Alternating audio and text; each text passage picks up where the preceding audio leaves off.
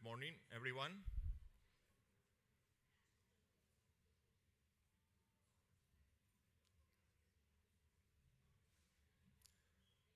Before we begin the proceedings, and on behalf of all those present, I would like to acknowledge and pay respect to the traditional owners of the land on which we meet, the Gadigal people of the Eora Nation.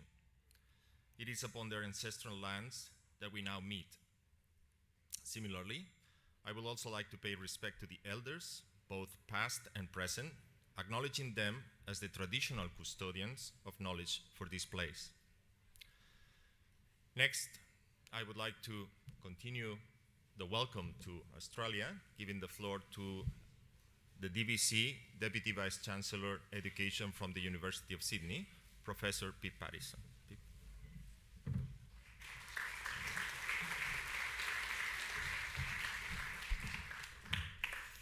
Thanks so much, Abelardo, and a very warm welcome to you all from me as well on behalf of the University of Sydney. And perhaps I should channel the Lord Mayor of Sydney as well, Clover Moore, and say welcome to Sydney. It is wonderful to see so many of you here at this meeting, and I think the idea of this summit today is a really wonderful one, because I think it's going to touch on some issues that we're all grappling with. So I'm really looking forward to the day. I'm really grateful to Abelardo and the organising team who've put together a fabulous program. And I'm not going to get in the way too long of proceedings, but I do wish everyone a very productive, enjoyable meeting, and I hope lots of interesting interactions, interesting discussions, and interesting ideas emerge from today and the rest of the week. Thank you very much, and welcome again.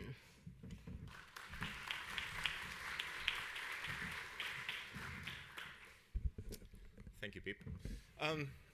I am very pleased that you're all here, to be honest, I must admit. My name is Abelardo Pardo. I'm Associate Professor at the School of Electrical and Information Engineering at the University of Sydney. And together with Catherine Bartimot and Grace Lynch, we co-chair the organizing committee of this event. This is the end of a journey. As you can imagine, there's been a lot of preparations, and this is the culmination of the journey, to have you here attending SOLAR's 8th edition of the International Conference on Learning, Analytics and Knowledge. And it's very special for me to have you here in Australia. Australia is a beautiful place, and the city of Sydney is incredibly vibrant. I don't know if you know, but 5 years ago I moved here from Europe. And I can tell that Australia changes you, and it's changed me, to be honest. I remember 5 years ago, 2011, trying to communicate and understand with that thick Australian accent, Shane Dawson, trying to understand Shane Dawson, for example, in 2011. And now I see myself, after 5 years, okay, no, that's the wrong example. That's the wrong example. No, Australia changed me in different ways. Like, it showed me how to appreciate the outdoors. Nature is different here. The community, the communication among peers, it's a very special place. In fact, I talked to some of you, and Australia already changed you. Some of you are already learning some new answers to questions. Like, for example, my flight was canceled. When do you say is the next one? Or, oh, yeah, now I redefine my notion of a long flight, right? So you see, you're already getting this type of influence from Australia. So I encourage you to enjoy the place, not only the conference, and make the most of this week here. Jokes aside, as you can imagine, it's been quite a journey preparing this event and putting all the pieces together. And how do you do something like that? So like they would say here in Australia, easy, mate, you just get a team. And this is the team we got. So these 22 people you see here, the reason why I put all the faces is because I encourage you to get a hold of them over the next 2-3 days and have a chat with them and exchange ideas and points of view and suggestions, and ask them about this process. It's actually something very, very interesting. Not only this event relies on a team of people like this, but it also relies on the support of our sponsors, and this is very important for us. Our principal sponsor for the event is McGraw-Hill Education. Now, this is a special one because McGraw-Hill Education has been supporting solar from the very, very beginning. So it's quite a long relationship, and we're very proud and very grateful and happy that we have such a relationship. In fact, yesterday we were reflecting, and with the help of our sponsors, we actually supported more than 50 students attending LAK, LASI, and other events organized by the society. So, as you can see, this is actually something that is very important. Our gold sponsor is Learning Objects, a Cengage company. Learning Objects are your partners in innovative and transformational learning technologies. They are partners with higher education institutions to enable a student-centered program and course design, aligning the curriculum to clearly define learning outcomes. The institution, educators and students are presented with a clear macro and micro visualization of learning goals, progress, and achievements. Learning Objects maximizes learning engagement, retention, and achievement of credentials with market value, supporting graduate employability. And our silver sponsor is Blackboard. And again, this is another long-term relationship. Blackboard has been supporting these events and supporting solar from the very, very beginning. So, from all of us here, thank you. Now, here's what is going to happen today. This is the day at a glance. We are going to start with a keynote. Professor David Willison-Schaefer will talk after this presentation, and then we'll break after a coffee. We'll get the parallel sessions that will happen in different rooms here. In this room, we will always have an extended Q&A session with the keynote. So if you have some burning questions that you cannot squeeze in the regular Q&A time, you'll have plenty of time to stay here if you want to, and that Q&A session will be followed by a panel. And this is the same pattern we're going to replicate on Thursday and Friday. Always in this room, the keynote will stay for another half hour for Q&A. Now, the other interesting thing, after lunch, we'll have 2 more parallel sessions, and we conclude today's proceedings with a very important event, the Fire Hose session. This is the opportunity for posters, demos, doctoral students for 30 seconds to pitch their work to you, and then we'll all mingle in the reception.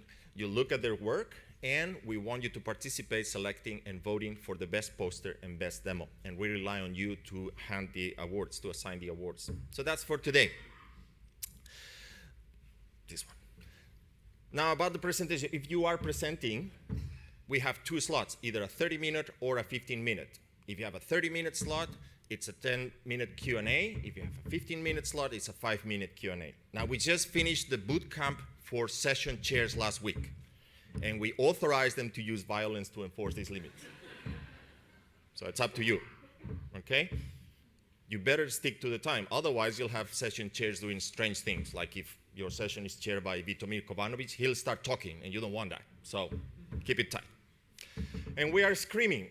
We are streaming from this room. Everything happening in this room will be live streamed, the keynote, and then we will record all the other talks in this room, only in this room. The other talks in the other rooms, they won't be recorded, just this one for you to know. So now is the perfect time to notify your colleagues at 3 a.m. in the morning in the other corner of the world to wake up and tune to see the live presentation.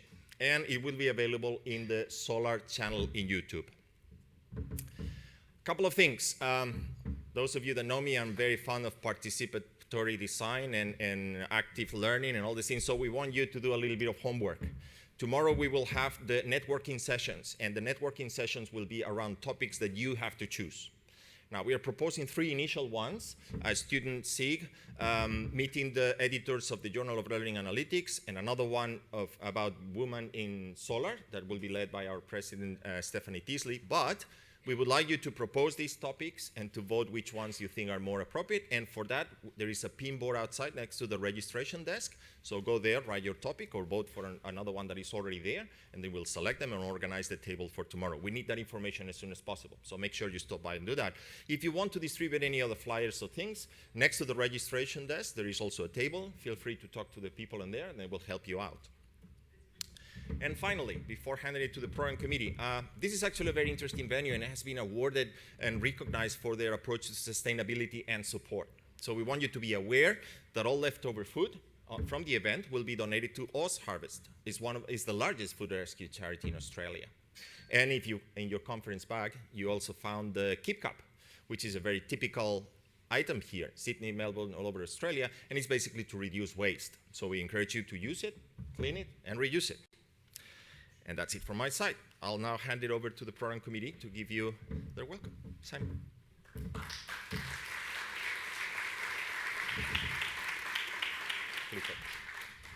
I'm taking this one. Oh. You look at that. All right, well, good morning, everybody. I'm Simon, this is Rebecca Ferguson, this is Agatha Berceron, and this is Javier Ocar. And we have had the privilege of being the program chairs for this year. So we just wanted to say a few words, as is customary, about what is the shape of the learning analytics community at the moment, as defined by the people who are submitting, the people who are coming, and the kinds of things that we're contributing. First of all, a reminder that the theme we set when we announced this was towards user-centered analytics.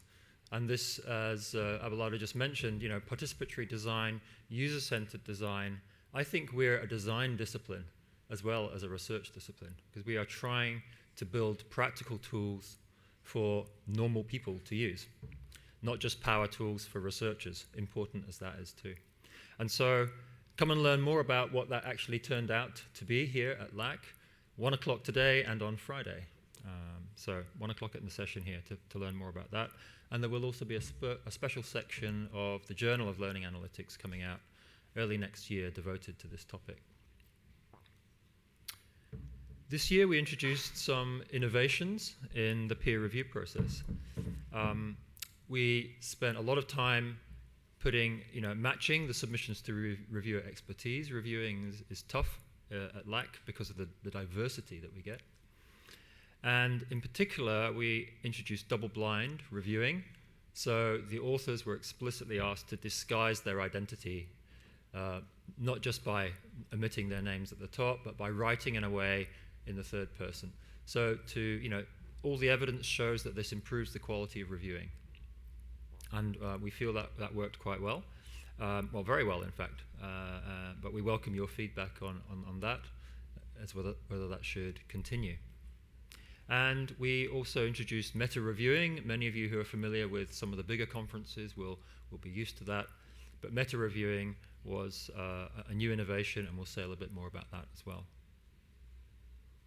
We also introduced some new forms. We experimented with the idea of an extended abstract, which is a very common form in other disciplines who don't write full papers for conferences, but write an extended abstract. And that was to encourage submissions from researchers, in particular from outside of our regular disciplines, to encourage them to come to LAK, and we have some extended abstracts this year. We have created a companion proceedings now, which integrates everything else that won't be in the ACM archive proceedings. So that's all on your memory stick, and you can also download it off the SOLA website. We had an inaugural Learning Analytics in Schools Day on Monday. We had 60 plus people, almost all of whom had never heard of SOLA or been to LAK or anything before. So that was a great success in pulling together and building a bridge to the schools community. And they are busy setting up their own networks of data analysts in the K through 12 context, and that might well be something that we should be continuing. And finally, as Pip mentioned in her welcome, today is a sort of invitational leadership track as well. We have vice presidents and deputy vice chancellors in charge of teaching and learning with us today, and this afternoon they will be reflecting on what their role is in enabling the sort of strategic rollout of learning analytics within their own institutions. Okay, let me pass over to Agatha now. So as you see from the statistics, LAK continues growing. If we compare with the last year, there is a change in the posters. So last year we had many submissions in posters. This year we come back to normal numbers. The difference is with the doctoral consortium, which has grown this year. And in fact, what we have seen also in the community is people taking part in the doctoral consortium and now being through their PhD and being part of the community and being involved in the community. So it's like a kind of trend that we think is good and that we would like to see continue. And what we see too is the abstracts that are new this year. For the acceptance rate, so we had this year exactly 30% in the short and full papers. And if we look at the statistics for the full papers, we are in line on what happened in the last years. Review and accepting. So what you see here in blue are the papers that are accepted, that have been accepted. And the other color, orange maybe, were not accepted. And the scale that you see is the average score of the papers. So what is important and where the meta reviews are very helpful is for all the papers that are at the borderline around 1. And it's all where we thank you for your review, for your discussion on the reviews, and for the meta reviews. They were very helpful. So now I pass it on to Rebecca. Thank you. I should say that all these lovely visualizations, the same as last year, were produced by Javier, who's done a wonderful set of visualizations, and these are all being shared online so that you'll be able to look at them in a bit more detail. I appreciate we're moving quite quickly here. So this represents all the authors who've been accepted at LAK this year, and it's color-coded. So if you're green, you're a newbie, you're new this year. Moving right the way through to red, they're the people who've been involved right from the beginning. And the larger nodes here are the ones who've had lots of papers at LAK. The smaller nodes, just 1 or 2 papers at LAK. And what we can see here is the connections between peoples in the community. We're not just a series of separate authors, separate authoring groups. We're networked together. We see at the top some groups of green, so they're all new. They're groups of people working together, moving into the LAK community. We see other groups where there's a yellow node. There should be one there with the yellow node sort of pulling people in. So the yellow node has been to LAK before and is bringing more authors. And towards the centre, we see the red nodes, the people who've been involved for 7, 8 years, but still bringing people in, still bringing in new authors. So we see a dense, interconnected community, which is open to new people joining. We've still got about 60% of the people who have authored this year have never authored at LAK before, so it's very good to welcome new people to the community. And we're also an international community. So of the papers that were accepted this year, 25% of them involved authors from more than one country. So here we see the blobs representing papers coming from a country. The larger the blob, the more papers coming from that country. Of course, if you've got a large country, you've probably got a larger blob. The USA is very well represented. Australia is very well represented. But looking at Europe, for example, you see the dense networks which are developing between countries. It's not just everybody in the UK writes together, everybody in France writes together, everybody in the Netherlands. People are making connections, and people are also making connections right across continents. You can see our connections spanning the world, and we can also see new areas coming in. So where in the past only a few people have been involved from South America, Javier's always been involved, but we haven't seen many other people. We're beginning to see networks growing up there. So we see a network down at the bottom, Uruguay and Argentina working together. So it's great to see those connections growing. So I'm going to pass over to Javier to show you the final ones of his visualizations. Okay, this is where we are citing from. So we see a lot of different journals from education, from educational technology. We have a healthy reference to our own conference each year, but we also borrow from EDM, from Learning at Scale, from Excel in Europe. The only thing that is a little bit concerning this graph, we are still very much an EdTech community. We want to expand, we want to be more diverse, to go more to the learning science. And for example, see in the Journal of Learning Science, Educational Psychology, well, this is the most cited this year. Also, it's interesting to see that our own journal, the Journal of Learning Analytics, is performing very well. It was first last year, it's second this year. We are starting to create our own body of knowledge. I also want to talk about the review process. This year we have a very nice pool of reviewers, 250 reviewers, and this makes things a lot more easier. Also, our meta reviewers make, okay, the process compared with last year was much more easier. Everybody received, in average, less than 3 papers to review. That's very nice for a conference of this size. 80% of the reviews were delivered on time. That's a first for LAK also. Yeah.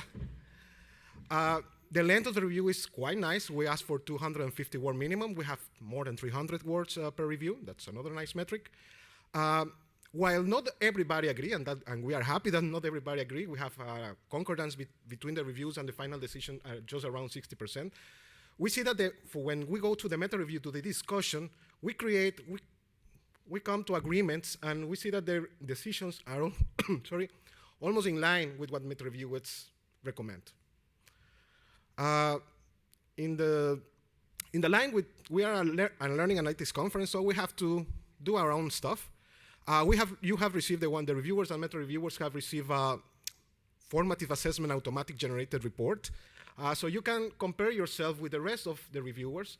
You can have a look at the process and where you are in that process. So we encourage you to read this review. It's a little bit lengthy, but if you focus on these metrics, if you were last year, you also have the numbers from last year. And we expect to continue this trend for the next year. So if you have any idea of how to improve this report, something that you want to see about the review process, please let us know. We will be happy to incorporate for LAK'18. We also want to announce the candidates for best reviewer. Those are the guys that through these metrics had, for example, have more than 3 reviews. They submitted on time. They have at least 400 words in the reviews. And of course, after that, we have to do a human analysis. We read all those reviews and we select this list. From this, we will get the best review that will be announced at the dinner. And finally, it's my job to thank you in the name of the program committee for submitting your work, for your reviews, for your meta reviews, for being here today. So enjoy the program, enjoy the conference. Thank you.